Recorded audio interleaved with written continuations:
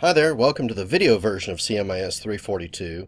Recording this video will just enable us to stay on track. This will be a short video for you to watch, and then when we get together again on Tuesday, we'll be on track. But I need to give you some info on scope statements, and then we're going to cover Chapter 3. Now, unfortunately, a lot of Chapter 3, I like to get into a lot of class discussion. I'll have to gloss over some of those discussion questions, and maybe we can draw some of that out in class on Tuesday. But without further ado, let's go ahead and talk about your next deliverable, which is your scope statement for your project. I just want to give you some tips here. This is due, when did I say? On September 15th. And I'll put a link on Blackboard, or you can just email it to me. I just need one scope statement from each team, so I should have a total of 4 scope statements for 4 teams. And if you want your project leader, if you have a project leader, you really should have a project leader. Just email it to me. That's fine. I do want you to use the template that's on the CBRC webpage. You can find it here. I'm giving you some tips on how to fill in some of the blanks. Including the cell phone numbers is not for my benefit so much as it is for yours. And yeah, if you have questions about how much detail, it's easy to not have enough detail. You need to give me an idea that you've got a good idea of what your topic is all about. And it's hard to give me too much detail. So more is better. More is more. And if you'll allow me to do a little bit of self-promotion, if you're struggling with the Excel labs, I want to give you some encouragement. I did get this email from a former student. Good morning, Dr. Jacks. During an audit last week, one of my managers said that if there were 3 things in Excel that we need to know, it's sum if functions, pivot tables, and VLOOKUPs. The other interns had no idea how to do them. Those were all the focus of each one of those Excel projects, referring to 342. So thank you. Thought I'd provide this feedback. That's always good to hear. Certainly, if you get out into the workforce and you find you're not using these Excel skills, let me know. But if you are, let me know that too. Well, let's get into Chapter 3. Chapter 3 covers 3 different ideas. They're somewhat interrelated, and I wish we could chop these up into 3 different chapters, but due to time constraints, we have to glom them together. Ethics, privacy, and sustainability. Remember, things in red are things you're definitely going to see on the multiple choice exam. We'll talk about some definitions, some principles for making ethical decisions, the 4 categories, 3 key aspects of privacy with regard to managing information, transborder data flows. Then I want to spend some time on sustainability, more than what the textbook does, because the School of Business thinks this is really a core idea we want to indoctrinate all of our students with. We want to kind of stamp you with the importance of sustainability. This is a simple, straightforward definition of ethics. This is not a philosophy class, even though I was a philosophy major, and I would love to get into the differences between utilitarianism and Kantian categorical imperatives and Rawlsian social justice. I can't, because we're business people and we need to keep it simple. Ethics are simply standards or principles for judging what is right or wrong, the key being principles, and basically documented principles. It's written down somewhere. This is it.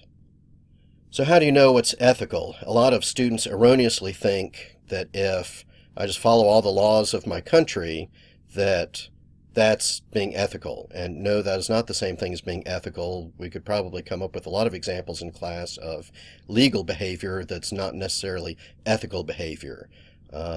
Maybe it's fracking and the damage it does to the environment, totally legal.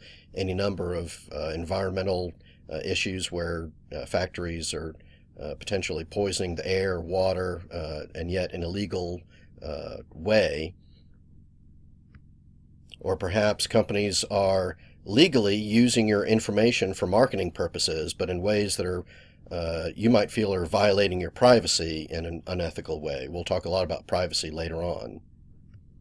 Can you base your ethical decisions on how you were raised in terms of your religious beliefs, what you learned in Sunday school, what you learned based off of your religion?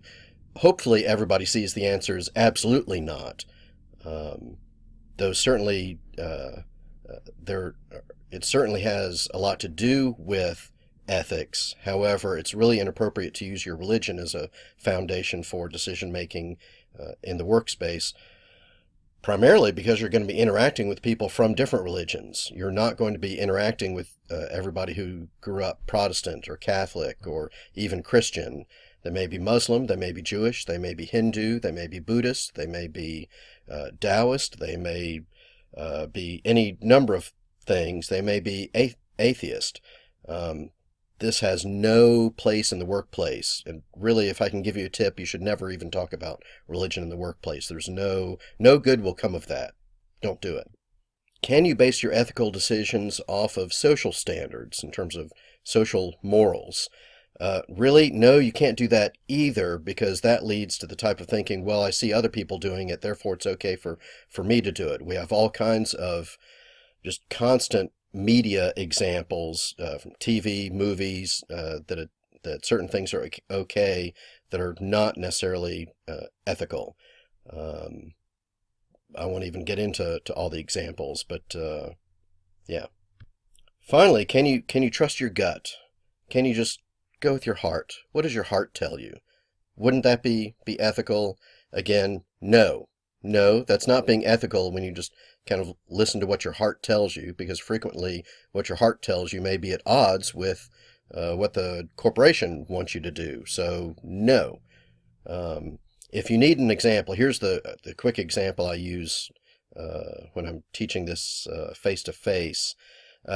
Think of cheating on your girlfriend or boyfriend. Not that anybody in college knows anything about this, but cheating on a girlfriend or boyfriend. Is it illegal? No. You're not going to be locked up for cheating on your boyfriend, girlfriend.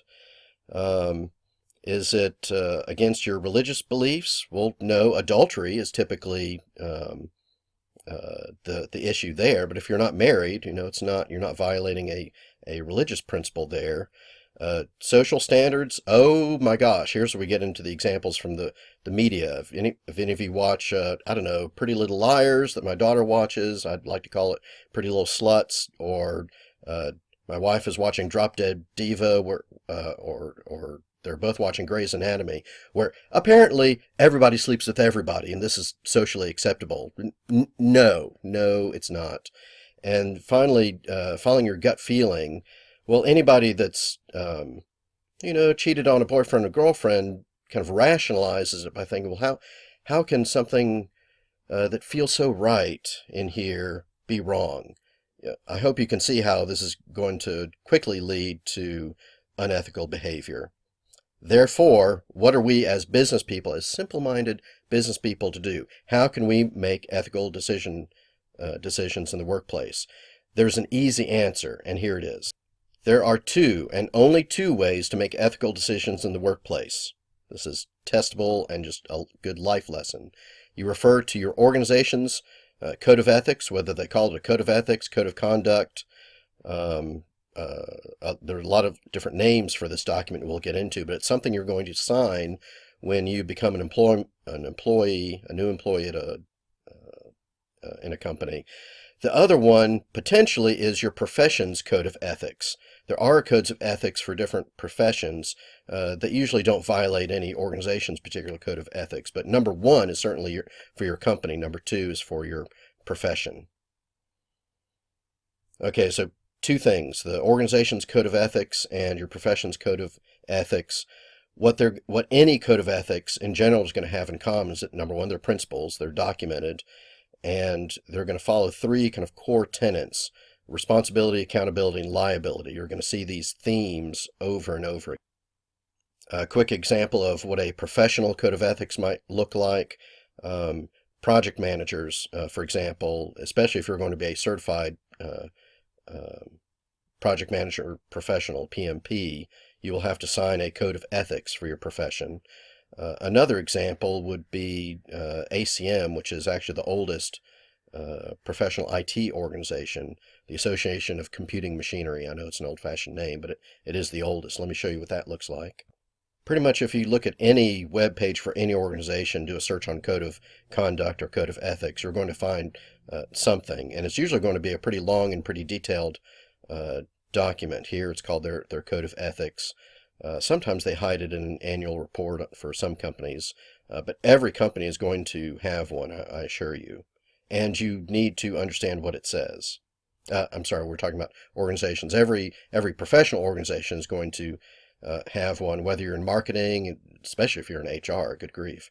If you're in accounting, if you're a CPA, you have to assign a code of conduct for your profession.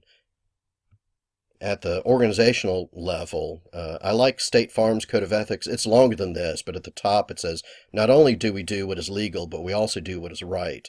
I like this example because it underscores the fact that what is legal and what is ethical is not necessarily the same thing, and State Farm recognizes that.